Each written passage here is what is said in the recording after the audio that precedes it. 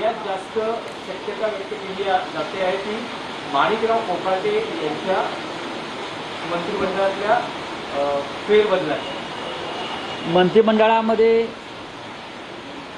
कोणाला ठेवायचं आणि कोणाला काढायचं, कोणाला वगळायचं,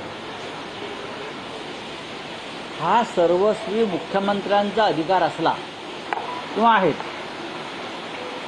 तरी या सरकारचा रिमोट कंट्रोल दिल्लीत अमित शहांकडे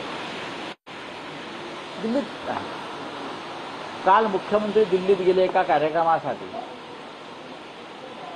पण त्यांचा मुख्य हेतू हा या मंत्रिमंडळामध्ये जे काय सध्या गोंधळाचं वातावरण सुरू आहे आणि त्यांच्या नियंत्रणाबाहेर स्थिती गेलेली आहे, त्या संदर्भात मार्ग काढण्यासाठी ते काल होते। मी गेल्या काही दिवसापासून सांगतो की या मंत्रिमंडळातले 4 मंत्री जाणार आहेत।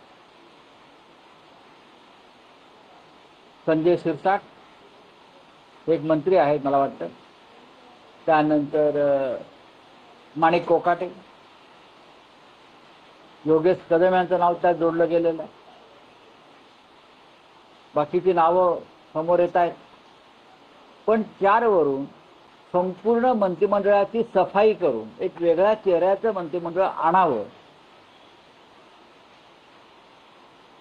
अशी चर्चा दिल्लीत आणि मुख्यमंत्र्यांच्या वर्तुळात सुरू आहे। संजय राठोड यांना सुद्धा जावं लागलं। भ्रष्टाचार, शेतकऱ्यांच्या विरोधी वक्तव्य, लेडीज बार, घोटाळे,